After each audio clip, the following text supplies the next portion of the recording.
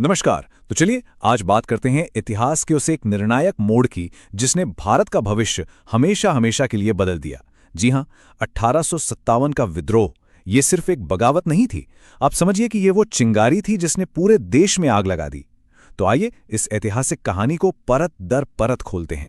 तो सबसे बड़ा सवाल यही है ना, कि आखिर कैसे सिर्फ एक राइफल ने पूरे हिंदुस्तान में क्रांति की आग भड़का दी। इसका जवाब उन घटनाओं में छिपा है जिन्होंने सिपाहियों के सब्र का बांध ही तोड़ दिया था। तो चलिए अब इसकी गहराई में चलते हैं। देखिए, कहानी की शुरुआत होती है एक नए फौजी बदलाव से।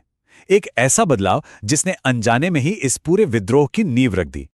तो हुआ ये कि साल था 1856 और अंग्रेजों ने अपनी पुरानी ब्राउन बेस मस्कट को एक नई, ज्यादा आधुनिक पैटर्न 1853 एनफील्ड राइफल से बदलने का फैसला किया।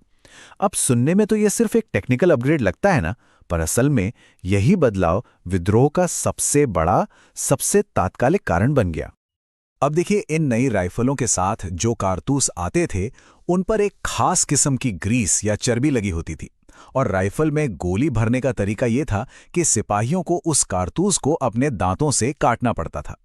बस यहीं से सारी प्रॉब्लम शुरू हुई। देखते ही देखते ये अफवाह फैल गई कि ये जो चर्बी है ये गाय और सूअर के मांस से बनी है, और ये बात हिंदू और मुस्लिम दोनों सिपाहियों के लिए उनके धर्म का सीधा सीधा अपमान था। तो अब देखते हैं कि ये जो गुस्सा अंदर ही अंदर सुलग रहा था, उसकी पहली चिंगारी एक बड़ी आग में कैसे बदली। ये कहानी एक अकेले सिपाही के विरोध से शुरू होती है और एक बहुत बड़ी बगावत तक जा पहुंचती है। और वो सिपाही थे मंगल पांडे। जी हां, वही थे जिन्होंने सबसे पहले खुले तौर पर इन नए कारतूसों का इस्तेमाल करने से साफ इनकार कर दिया। और बस अब कह सकते हैं कि यहीं से विद्रोह की पहली चिंगारी भड़की। इसके बाद तो घटनाएं बहुत तेजी से घटीं। देखिए, 29 मार्च को मंगल पांडे ने विरोध किया और सिर्फ कुछ ही दिनों बाद 8 अप्रैल को उन्हें फांसी दे दी गई। उनकी इस शहादत ने मानो आग में घी का काम किया। और ठीक एक महीने बाद 10 मई को मेरठ में सिपाहियों ने खुला विद्रोह कर दिया।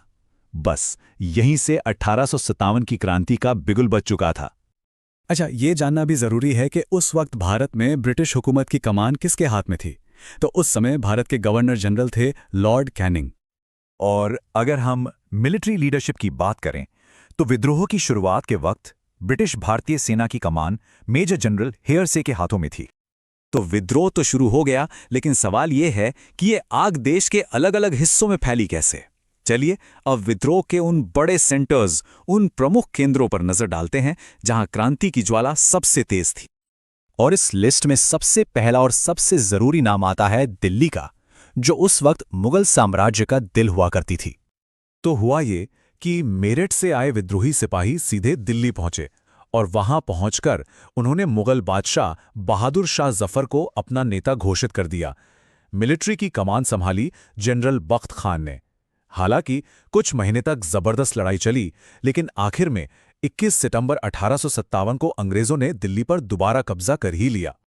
दिल्ली के बाद ये विद्रोह की आग जा पहुंची कानपुर, जो इस क्रांति का एक और बड़ा गढ़ बना। कानपुर में विद्रोह की बागडोर संभाली नाना साहेब ने, और उनके सबसे भरोसेमंद सेनापति थे तात्या टोपे। 5 जून को यहां विद्रोह शुरू हुआ, लेकिन सितंबर आते आते British commander sir Colin Campbell ने इसे भी दबा दिया। और यही कहानी में एक बहुत दुखद मोड़ आता है। तात्या टोपे, जिनका असली नाम रामचंद्र पांडुरंग था, उन्हें उनके ही एक दोस्त मान सिंह ने धोखा देकर पकड़वा दिया और फिर 18 अप्रैल 1859 को उन्हें फांसी पर लटका दिया गया। चलिए अब कानपुर से आगे बढ़ते हैं और चलते हैं अवध की राजधानी लखनऊ, जो विद्रोह का एक और मजबूत किला साबित हुआ। लखनऊ में मोर्चा संभाला बेगम हजरत महल ने। यहां पर संघर्ष बहुत लंबा और बहुत जोरदार चला, इतना कि इसमें एक ब्रिटिश अधिकारी हेनरी लॉरेंस मारा भी गया। लेकिन आखिरकार मार्च 1858 में सर कॉलिन कैम्पबेल ने यहां भी विद्रोह को पूरी तरह कुचल दिया। तो देखिए, इस महान विद्रोह को दबा तो दिया गया, लेकिन एक बात साफ थी, इसने भारत में ब्रिटिश शासन की नींव हिलाकर रखती थी।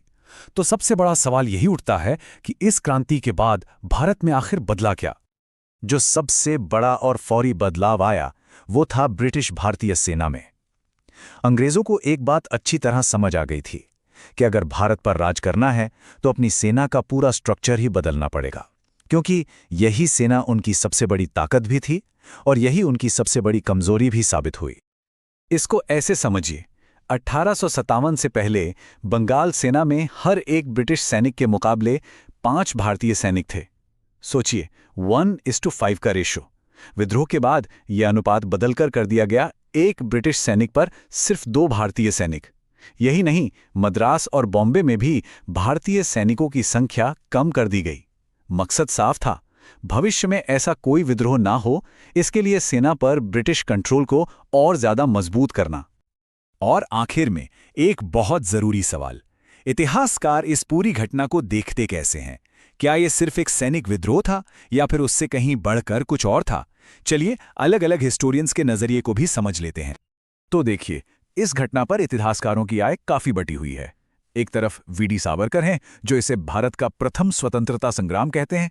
यहां तक कि ब्रिटिश राजनेता बेंजामिन डिज़रायली ने भी इसे एक नेशनल रिवोल्ट यानी राष्ट्रीय विद्रोह माना था।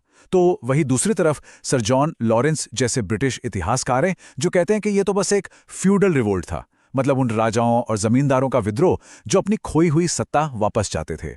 और टी.आर. होम्स का तो इसे बर्बरता और सभ्यता के बीच का संघर्ष कहना, ये उस समय की कॉलोनियल सोच को साफ साफ दिखाता है। तो ये सवाल हम सबके सोचने के लिए है। इन सभी तथ्यों और अलग अलग नजरियों को जानने के बाद 1857 के विद्रोह को आखिर क्या कहा जाए? क्या ये वाकई भारत का पहला स्वतंत्रता संग्राम था या फिर कुछ और? इस पर विचार करना बहुत जरूरी है।